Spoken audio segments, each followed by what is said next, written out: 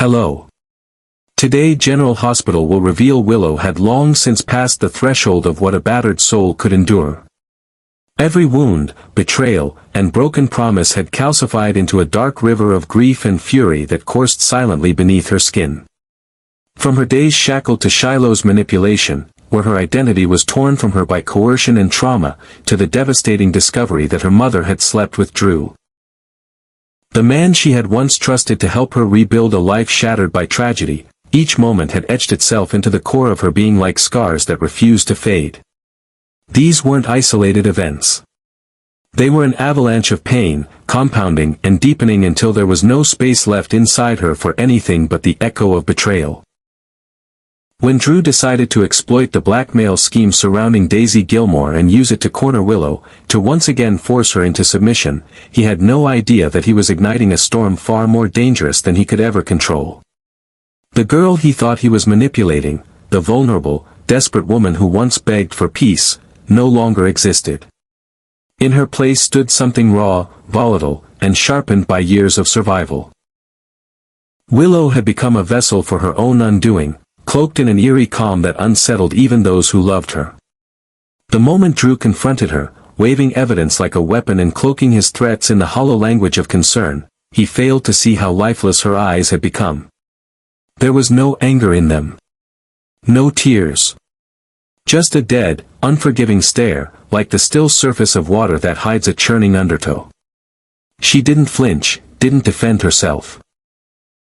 Instead, she stepped forward with eerie steadiness, lifted the heavy marble paperweight from the desk between them, and with the soft, hoarse timbre of a soul unraveling, whispered 5 final words, words that were neither an accusation nor an apology, but a declaration of absolute loss. You destroyed what I loved.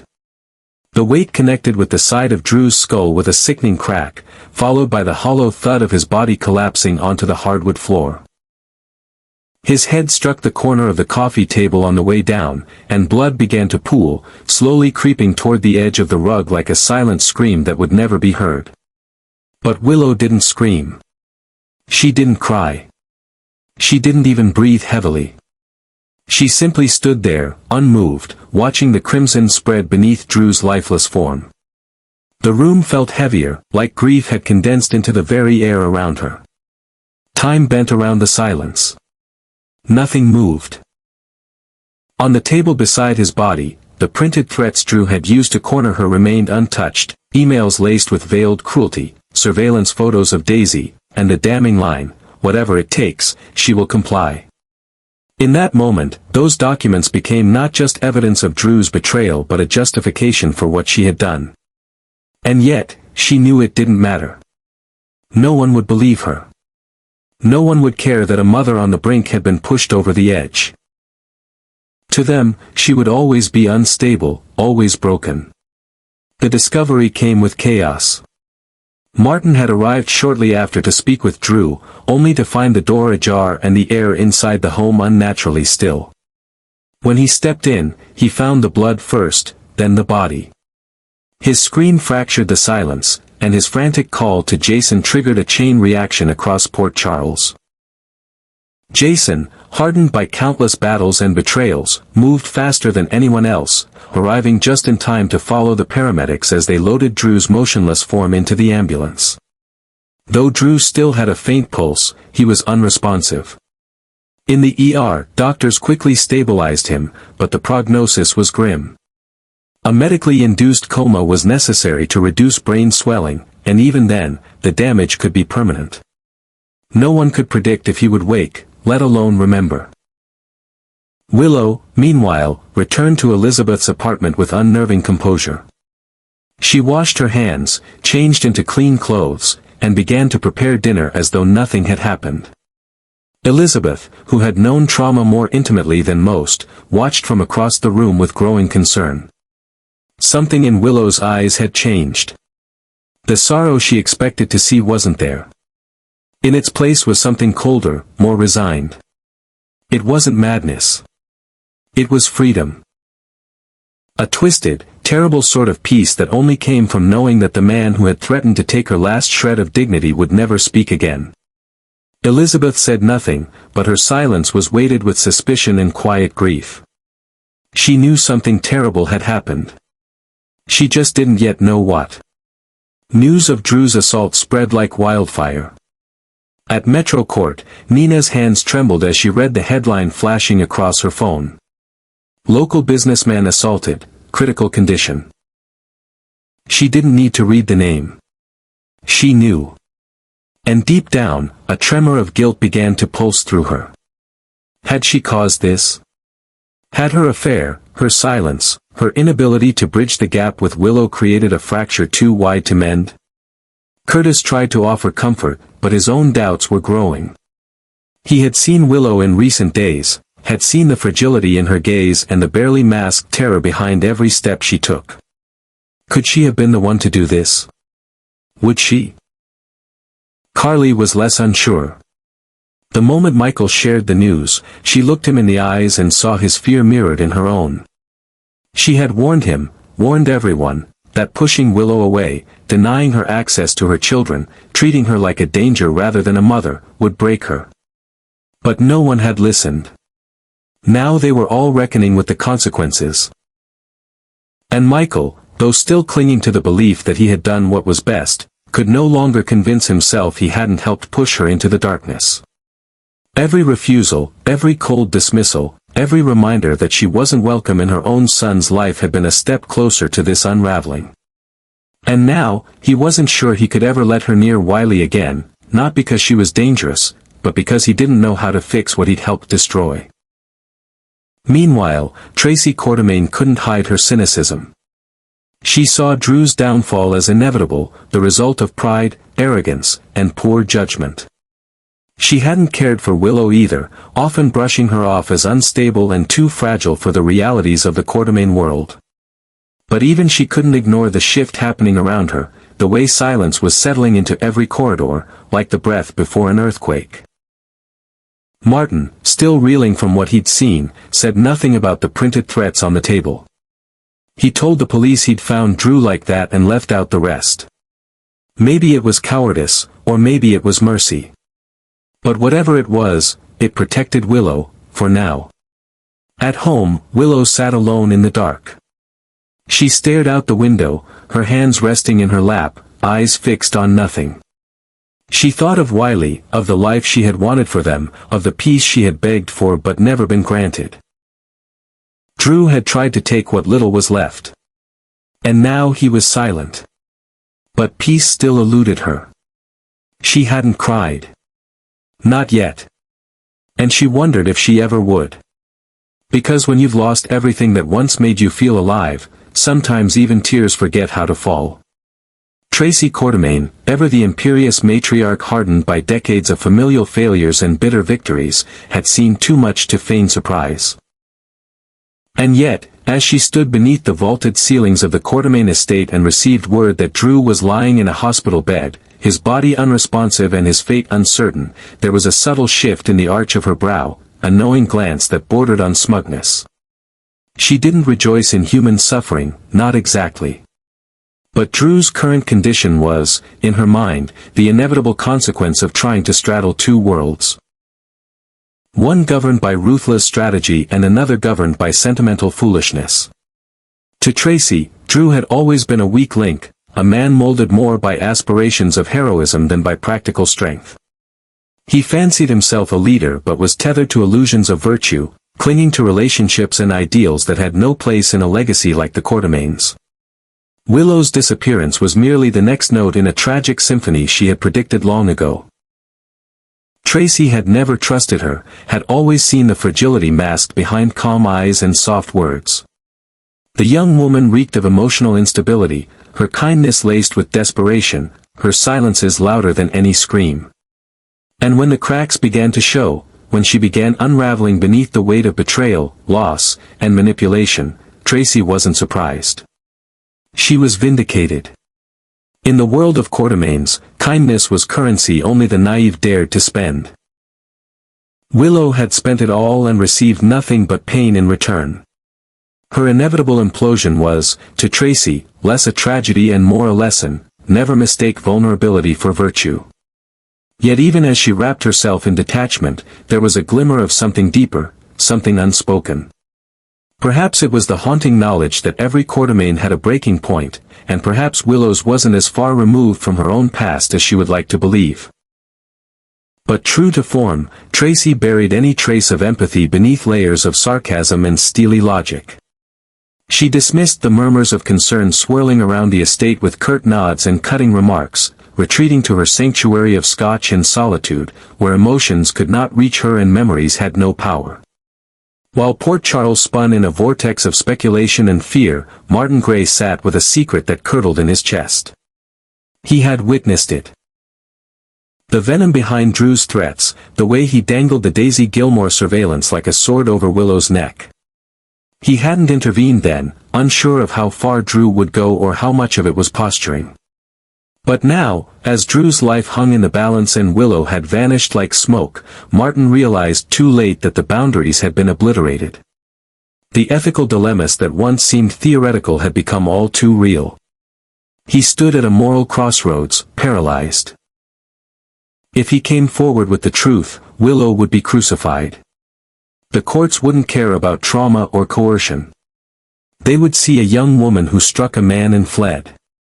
And the press would seize on it, tearing apart every corner of her soul for public consumption. But if he remained silent, if he protected her, he would become complicit in a lie that would fester. And yet, something in him had already decided. He remembered the look in Willow's eyes the last time they spoke.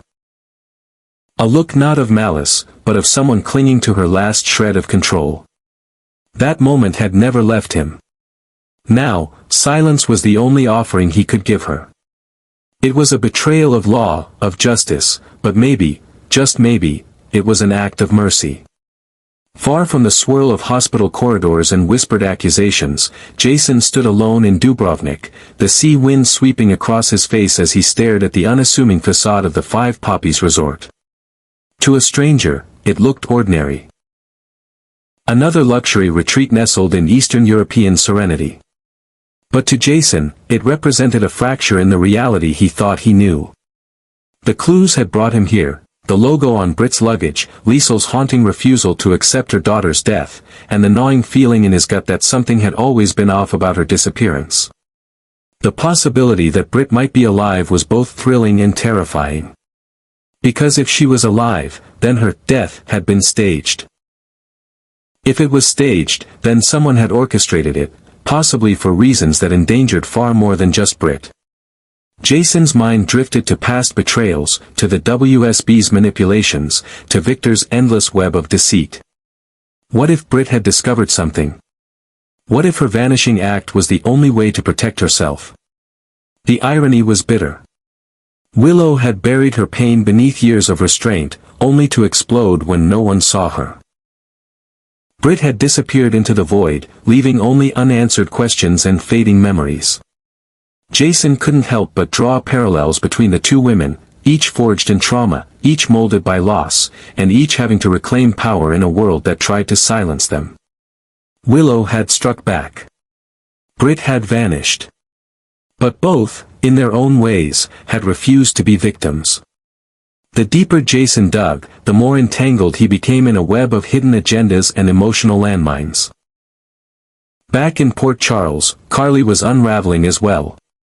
She had tried so hard to hold everything together, to protect Michael, to keep the Quartermain legacy from tearing itself apart, to navigate Nina's endless manipulations. Now, with Drew incapacitated and Willow missing, she was confronted with the raw, undeniable truth: she had failed. They all had. Michael had pushed Willow too far. The legal battles over Wiley, the rigid boundaries, the cold declarations that she wasn't fit to be a mother.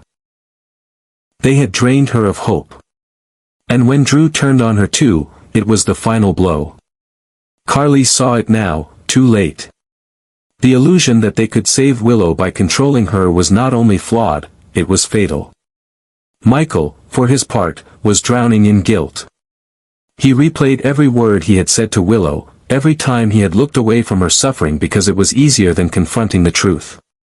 He had convinced himself that he was protecting Wiley, but in truth, he had been protecting himself. From uncertainty, from pain, from the messy reality of mental health and broken love. And now, as he stood outside Drew's hospital room, watching machines breathe for a man he had once called family, he wondered if he even deserved forgiveness. Willow had vanished, but her absence echoed like a scream. And everyone, Carly, Michael, Martin, Jason, Tracy, was left to interpret the silence. Some saw a woman broken. Others saw a criminal. But none of them, not truly, saw her. They saw fragments. Projections. Myths. But not the truth. And the truth was this: Willow was not running. She was transforming.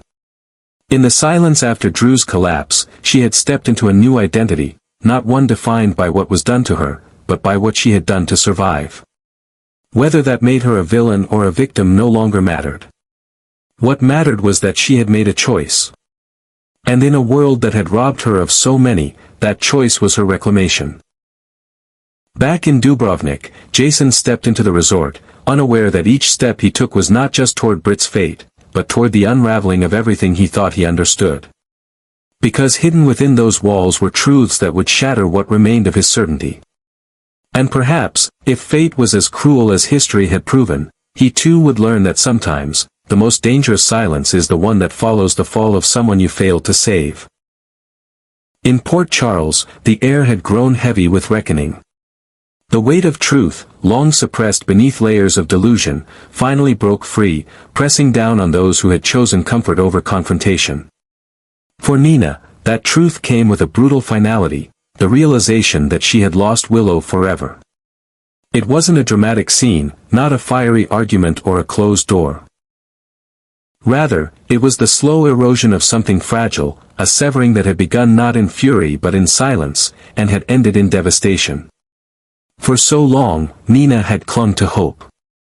Hope that her daughter would forgive her, that they could rebuild a relationship that had barely begun. But now, as whispers of Drew's condition filled the halls of the hospital and the news of Willow's disappearance spread like wildfire, Nina was left with nothing but the shattered remnants of that hope. She had once believed her silence had been an act of protection. That withholding the truth about her affair with Drew had spared Willow from deeper wounds. But as the events unfolded, Drew's manipulations, Willow's breakdown, the violence that followed, Nina was forced to confront the bitter truth: it wasn't silence that had destroyed them. It was complicity. It was the quiet allowance of cruelty, the willful ignorance of warning signs, and the passive acceptance of systems that demanded obedience from the broken. And above all, it was the exploitation of trust by men like Drew, men who disguised coercion as care, who preyed on vulnerability and called it love. The truth was splintered now, scattered in jagged pieces that no one dared to pick up. There were no more heroes in Port Charles.